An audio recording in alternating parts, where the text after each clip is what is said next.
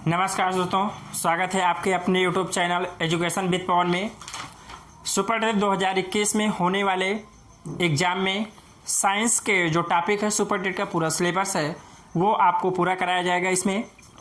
तो इसलिए दोस्तों आप ये चैनल आपके लिए बनाया गया है, आप इस पर सहयोग करिएगा, सब्सक्राइब करिएगा। अगर अच्छा लगे ना अच्छा लगे तो इग्नोर करके चले जाइएगा। आइए देखते हैं दोस्तों, प्रकाश के बारे में जानते हैं। एक टॉपिक इसमें दिया है लाइट क्या होता है। ठीक है, प्रकाश एक प्रकार की क्या होती ऊर्जा होती है। प्रकाश क्या होती है? एक प्रकार की ऊर्जा होती है। ठीक है दोस्तों, जो कि विद्युत चुंबकीय तरंग होती क्या होती है? विद्युत चुंबकीय तरंग होती है। अर्थात जो विद्युत चुंबकीय तरंगें होती हैं वो ठोस, द्रव, गैस, निर्वात में भी चल सकती। अर्थात इसके लिए किसी माध्यम की आवश्यकता नहीं होती है गमन करने के लिए। निर्वात में भी चल सकता है जहाँ पर कुछ भी नहीं होता है, गैस में भी चल सकता है, द्रव में भी और ठोस में भी चल सकता है। इसके बाद दोस्तों देखेंगे प्रकाश के आधार पर वस्तुओं के प्रकार। तो प्रकाश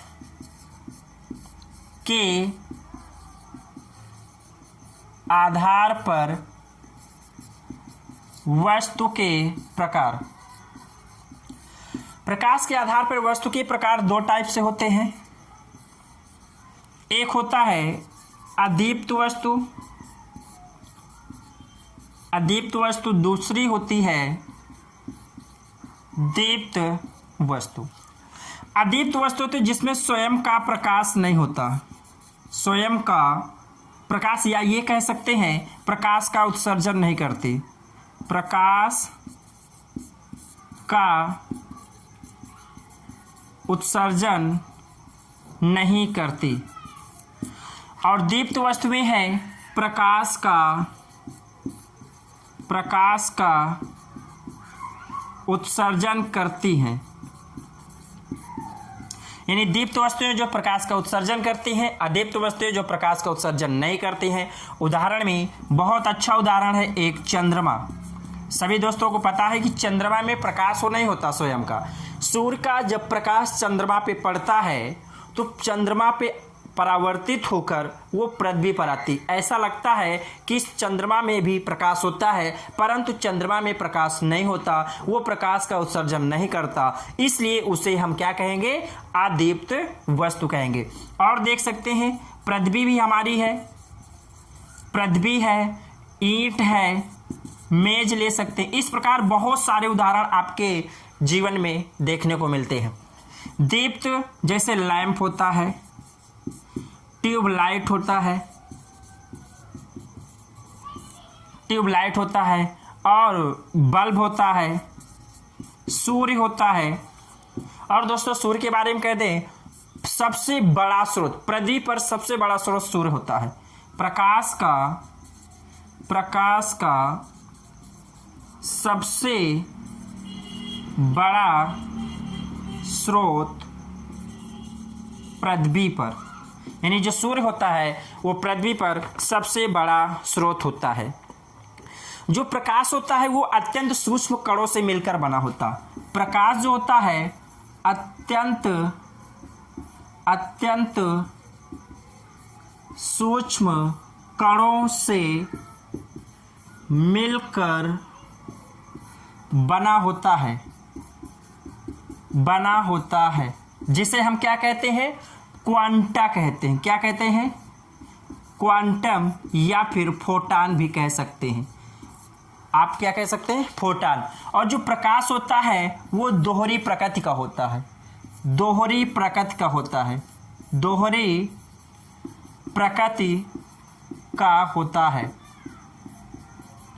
प्रकृति में कौन सा होता है? एक तरंग का गुण दर्शाता है, दूसरा कण का गुण दर्शाता है।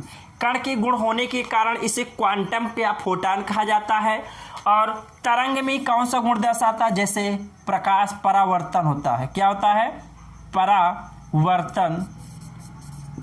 परावर्तन है, अपवर्तन है, व्यतिकरण है, और ध्रुवण है। आप लोगों ने कक्षा 12 में ये सारे प्रभाव पढ़े होंगे, ठीक है। इसके बाद हमारा आता है प्रकाश का जो तरंग दैर्घ्य होती है, इसकी जो तरंग दैर्घ्य होती है वो कितना होता है, 4000 एंगस्ट्राम से लेकर के 7800 एंगस्ट्राम तक होता है। प्रकाश का अगर तरंग दैर्घ्य आपसे ऑप्शन में पूछा जाएगा तो 4000 से लेके 7800 एंगस्ट्राम तक होता है, ठीक है।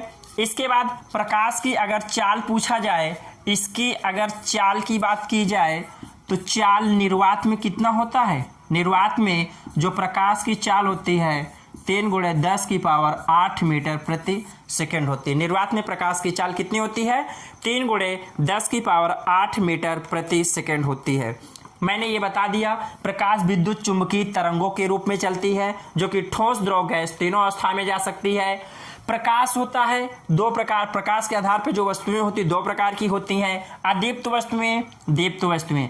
दीप्त वस्तुएं में क्या होता है, प्रकाश का उत्सर्जन करती हैं, और अदीप्त वस्तुएं प्रकाश का उत्सर्जन नहीं करती हैं। उदाहरण जैसे ट्यूबलाइट, सूर्य है, प्रकाश का जो सबसे बड़ा स्रोत होता है पृथ्वी पर वो सूर्य होता है। साथ ही साथ जो चंद्रमा है, पृथ्वी है और मेज है, ईंट है, इस प्रकार के अन्य जो सारी वस्तुएं हैं जो प्रकाश का उत्सर्जन नहीं करती हैं।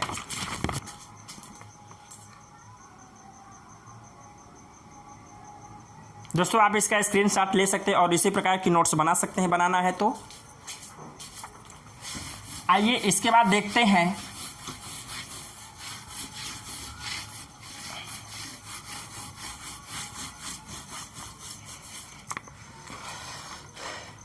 प्रकाश एक सरल रेखा में चलती है, ये पता होना चाहिए। जो प्रकाश है एक सरल रेखा में चलती है, सरल रेखा में, और इस सरल रेखा जो क्या कहते हैं, किरण कहते हैं। इसे क्या कहते हैं, किरण कहते हैं।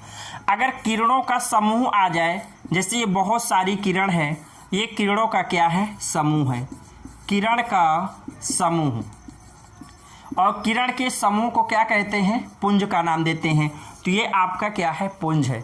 तो प्रकाश किरण पुंज जो होती है वो 3 प्रकार की होती है। प्रकाश किरण पुंज कितने प्रकार की होती हैं, 3 प्रकार की होती हैं। पहला है अपसारी प्रकाश किरण पुंज, प्रकाश किरण पुंज। दूसरा है अभिसारी, अभिसारी प्रकाश किरण पुंज, और तीसरा है समांतर, समांतर प्रकाश किरण पुंज। अपसारी क्या होता है, किसी बिंदु से जब प्रकाश की किरणें फैलती हैं, जब प्रकाश की किरणें किसी बिंदु से क्या होती है, फैलती हैं, तो उसे कहते हैं अपसारी। अभिसारी का मतलब होता है जब प्रकाश की किरणें किसी बिंदु पर आकर मिलती हैं, जब प्रकाश की किरण किसी बिंदु पर आती हैं, मिलती हैं, तो उसे अभिसारी प्रकाश किरण पुंज कहते हैं। यदि प्रकाश किरण एक दूसरे के समांतर हैं तो उन्हें समांतर प्रकाश किरण पुंज कहते हैं। इसके बाद दोस्तों आता है वस्तुओं की गमन के आधार पर 3 भागों में बांटा गया है। गमन के आधार पर, गमन के आधार पर माध्यम के प्रकार। जो माध्यम होते हैं वो 3 प्रकार के होते हैं। कौन कौन से? पहला होता है अपारदर्शक, अपारदर्शक माध्यम। दूसरा होता है पारदर्शक माध्यम। तीसरा होता है पारभासक माध्यम। पारभासक माध्यम। अपारदर्शक का मतलब जब प्रकाश किरण का 100% पार्ट आर पार न हो, आर पार न हो, यानी जब प्रकाश किरण होती है एक माध्यम से चलकर किसी दूसरे माध्यम में नहीं जाती। जैसे दीवार होता है, रूम बना होता है, रूम में लाइट रहती है लेकिन रूम के बाहर लाइट नहीं रहती है, क्योंकि प्रकाश किरण बाहर नहीं जा सकती, दीवार से भेद नहीं सकती। तो वो दीवार क्या होगा, आपका अपारदर्शक माध्यम कहलाएगा। ठीक है, पारदर्शक में होगा जिसमें प्रकाश 100% क्या हो जाती है, आर पार चली जाती है, तो उसे हम क्या कहते हैं, पारदर्शक माध्यम।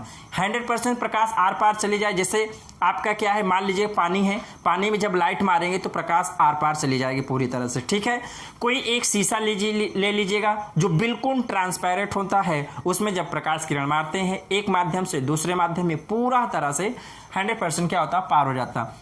अगर लगभग कुछ मात्रा में जब प्रकाश का आर पार होता है कुछ मात्रा में, तो उसे कहते हैं पारभाषक। जैसे घिसा हुआ कागज, कांच, घिसा हुआ कांच, अगर घिसा हुआ कांच है तो उसमें भी प्रकाश का परावर्तन नहीं होता, तो उसे हम कहते हैं पारभाषक माध्यम कहते हैं। यहीं पे तेल लगा हुआ कागज भी आपका क्या कहलाता है, पारभाषक माध्यम कहलाता है। आइए एक छोटा सा टॉपिक और देख ले, इसका स्क्रीनशॉट लेना चाहते हैं तो आप ले सकते हैं।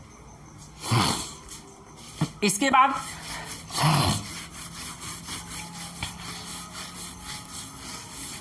ये एक लास्ट पार्ट है और यहां से क्वेश्चन बनने के पूरे चांसेस है। प्रकाश का परावर्तन, प्रकाश का परावर्तन। देखिए ये एक माध्यम है, कांच है, यहाँ पे पॉलिश कर दिया गया है और इस पर कोई एक अभिलंब खींच दिया जा रहा है जो 90 अंश पे कोण बनाए। यह अभिलंब होता है जिसे नॉर्मल कहते हैं। क्या कहते हैं, अभिलंब। इसके बाद जब प्रकाश किरण ये आपतन बिंदु पर गिरती है, यहाँ पे इस बिंदु को क्या कहते हैं, आपतन बिंदु। यहाँ प्रकाश गिरेगी और जैसे इधर गिरेगी तो ये यहाँ से इधर क्या हो जाएगी, निकल जाएगी। तो ये आपतित किरण है। ये कौन सी किरण है, आपतित किरण है। और ये कौन सी है, परावर्तित किरण। ये कौन सी किरण है, परावर्तित किरण है। तो ये अभिलंब और आपतित किरण के मध्य में एक कोण बनता है जिसे आई कहते हैं, और अभिलंब और परावर्तित किरण के मध्य में एक कोण बनता आर जिसे अपवर्तन कोण कहते हैं। इसका नाम क्या देते हैं, परावर्तन कोण। इसका नाम क्या देते हैं, परावर्तन कोण। और इसका नाम देते हैं आपतित कोण, आपतन कोण। इसका नाम क्या देते हैं, आपतन कोण। तो यहाँ पे एक रूल बनता है, कोण आई बराबर कोण आर होता है, यानी आपतन कोण और परावर्तन कोण हमेशा क्या होते हैं, बराबर होते हैं। साथ में आपतित किरण, अभिलंब और ये परावर्तित किरण, ये तीनों एक ही तल में होते। जैसे ये बोर्ड है, इस बोर्ड में देख लीजिएगा, ये भी किरण है, ये भी किरण है, ये भी किरण है, तीनों जो किरणें हैं वो एक ही तल पे होती हैं। तो ये प्रकाश के परावर्तन का पहला नियम होता है। और ये कौन सा नियम होता है, दूसरा नियम होता है। दोस्तों चैनल को सब्सक्राइब करना मत भूलिएगा, वीडियो को पूरा अंत तक देखिए, तभी आपको समझ में आएगा। ये मैं आपसे वादा कर सकता हूँ कि सुपर टेट में साइंस से, फिजिक्स है, केमिस्ट्री है, इनसे एक भी क्वेश्चन आपका बाहर नहीं जा सकता मेरी वीडियो से, ये मेरा आपसे वादा है।